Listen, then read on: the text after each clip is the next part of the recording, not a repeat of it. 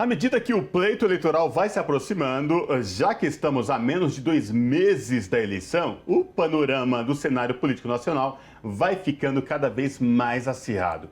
Para falar com a gente sobre esse momento no país, nós conversamos agora com o Otávio Costa, que é jornalista e presidente da ABI, Associação Brasileira de Imprensa. Boa noite, Otávio Costa. Seja muito bem-vindo. Tudo bem com você? Tudo bem. Boa noite, Cosmo. Boa noite, Ana Rosa. Tudo comigo, tudo tranquilo. Com o país é que a coisa está bastante complicada, né? Pois é, Otávio, eu quero repercutir contigo exatamente este momento que a gente vem vivendo no país, né? Momento que se aproxima aí das eleições. Queria que você trouxesse um panorama para a gente do cenário político hoje atual no país. A gente deveria estar vivendo um momento muito importante, né? Que é exatamente a véspera de uma eleição para presidente da República, né? O que acaba afetando o destino do país, mas infelizmente nós temos ocupando o Palácio do Planalto um cidadão que faz questão de afirmar o descrédito dele nas instituições, o descrédito dele no processo eleitoral, o descrédito dele no TSE e comunica isso inclusive a embaixadores estrangeiros, o que é lamentável. Mas, de outro lado, apesar dessa figura abominável, né, que nos governa, a sociedade civil está se mobilizando, o que é um dado muito importante. Então, todos nós nos preparando aí para o 11 de agosto, que vai ser uma data realmente simbólica, né? É a data em que você, em 1827, criou os cursos de direito, os cursos jurídicos no país, né? Inicialmente em Olinda, e também em São Paulo, exatamente nas arcadas do Largo São Francisco, onde vai ser realizado o principal ato do dia 11 de agosto. Né? Há uma carta, como vocês mesmo disseram na apresentação, uma carta às brasileiras e aos brasileiros, que começou com uma iniciativa da Faculdade de Direito da USP, mas se alastrou e hoje já tem mais de 700 mil assinaturas, o que mostra uma posição forte de toda a sociedade. A Fiesp também, um dado novo, né? A Fiesp, quer dizer, um órgão de empresários de São Paulo, também fez um manifesto, o que irritou bastante o ex-capitão Bolsonaro, e com várias entidades empresariais apoiando, inclusive a FEBRABAN, que é a Federação dos Bancos, e várias várias entidades da sociedade civil também. A ABI também assinou a carta da USP e também assinou a carta da Fiesp. Não só a ABI, Comissão Ars, Instituto Vladimir Herzog, né? Academia Brasileira de Ciências, SBPC, e é um fato novo. É um fato novo e que, na verdade, houve um trabalho grande. Quem ocupa hoje a presidência da Fiesp é o filho do ex-vice-presidente, do Zé Alencar, né? Aquele empresário simpático que foi vice-presidente de Lula, entendeu? E o Josué Gomes da Silva, que é o filho dele, se mobilizou e conseguiu atrair outras entidades empresariais para esse manifesto, para esse posicionamento da Fiesp, em defesa das eleições, em defesa da integridade do TSE. O que é importante é isto, não é verdade? Quer dizer, por mais que se mobilize o senhor Bolsonaro, quer dizer, a sociedade civil está dando resposta, né? Então, dia 11, você vai ter atos em todo o país, né? Começa, evidente que o mais importante deles, pela simbologia toda de São Paulo, até porque em 1977, nas arcadas, um grande jurista, Goffredo da Silva Teres, leu uma carta aos brasileiros a favor da democracia. O que vai ser feito novamente? A defesa da democracia, isso que é importante. Nesse momento é importante isso. É evidente que é sombrio o ambiente, entendeu? Mas, ao mesmo tempo, tem essa luz muito forte de organização e de manifestação da sociedade civil, que me deixa otimista, eu gostaria de dizer. Uhum. Otávio, gostaria de trazer agora alguns elementos do processo eleitoral em si. Pablo Marçal, do PROS, e André Gianones, do Avante, retiraram nessa última semana as suas candidaturas à presidência e já declararam apoio à chapa do ex-presidente Lula. Gostaria de ouvi-lo sobre isso. Qual sua avaliação, o que isso pode afetar aí nessa corrida eleitoral, no xadrez dessa eleição? O ex-presidente Lula, ele é mais forte do que qualquer partido, na verdade. Ele com a biografia dele, com o carisma dele, com a história do Lula, ele é muito mais forte do que qualquer partido. Agora, de qualquer forma, se a gente olha a coisa pelo aspecto meramente político, partidário, ele, de fato, conseguiu já apoio de 8 partidos, né? E Bolsonaro parece que vai ter apoio de 3 partidos, né? O dele e mais 2, entendeu? Então é óbvio que o ex-presidente Lula sai mais forte. As pesquisas têm dado amplo favoritismo para o ex-presidente e com toda a razão, né? Porque o que está pesando nessa hora e na memória do nosso povo mais humilde, é o que Lula fez por ele, né? O que Lula fez durante os 2 mandatos dele, entendeu? As realizações todas do governo Lula.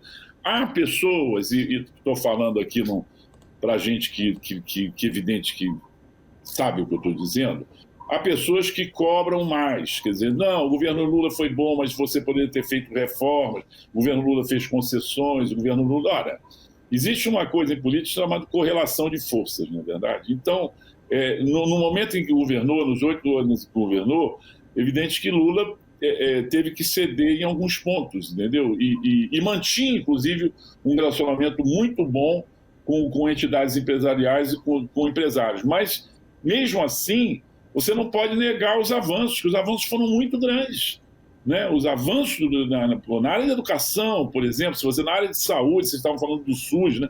O que foi feito na área de saúde, o que foi feito na educação, o que foi feito na questão da renda, não é verdade? Quer dizer, você realmente houve um progresso muito grande das faixas D e E da população de renda, estou falando de renda, né?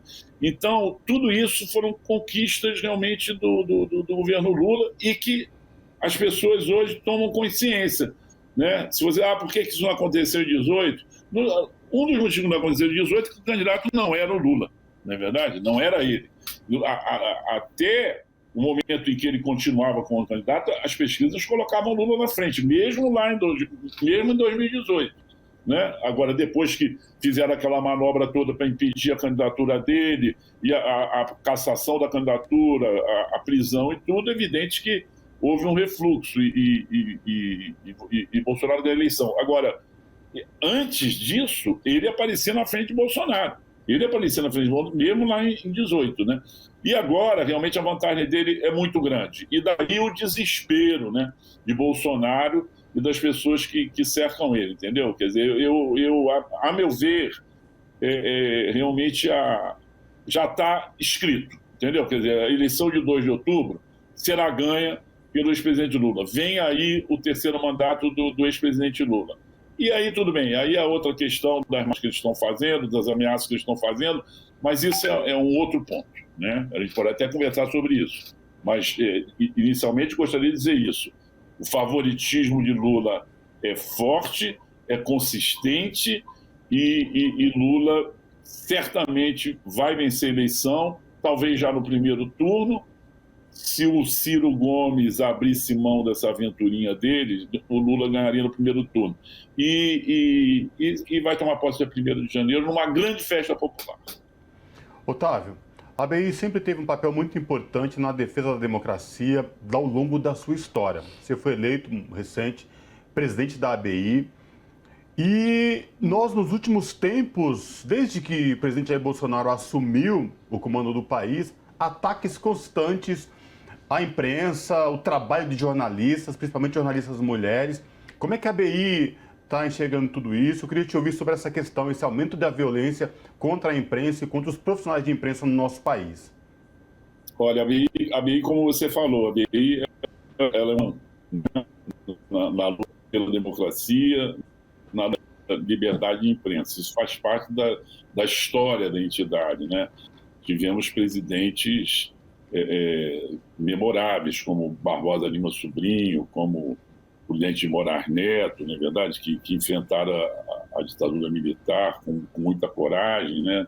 A BI foi sede da campanha pelo Petróleo Nosso nos anos 50, a BI liderou a campanha pela anistia e tudo. Então, isso faz parte da memória e da história da ABI. Hoje, nós continuamos com essas bandeiras. Na fachada do nosso prédio está lá: a ABI luta pela democracia, tá certo? Agora, nós, ao mesmo tempo, estamos assim muito apreensivos com a questão da violência contra jornalistas, né? As pessoas, em função do que diz Bolsonaro, em função das agressões que Bolsonaro comete contra a imprensa desde que assumiu, antes mesmo de assumir, né? Quando era deputado, ele já agredia a imprensa e ele já se voltava contra direitos humanos, contra a liberdade, contra as mulheres, né? Isso faz parte do perfil dele, né? Mas acreditava-se que, como presidente da República, talvez até pela altura do cargo que ele ocupava, né, ele poderia se mostrar um pouco menos agressivo em relação a essas questões. Mas não, ao contrário, né? A violência faz parte do perfil dele, o ódio faz parte do perfil dele. E um dos alvos preferidos dele é a imprensa. E como isso parte dele, como o mais alto mandatário, é evidente que as pessoas que concordam com as ideias dele se sentem à vontade para agredir jornalistas, ou para agredir mulheres, ou para agredir a população indígena, né, ou para agredir trabalhadores do campo, ou população mais fragilizada, né, que eles não têm respeito nenhum por nada, entendeu? Então, o que a gente teme mesmo.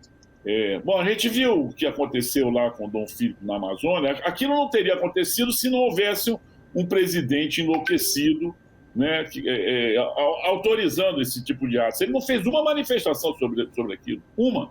Ao contrário, ele disse que eles estavam no momento errado, né? Eles estavam no lugar errado, no momento errado, que eles não deveriam ter ido para lá. Quer dizer, foi a única manifestação do senhor Bolsonaro.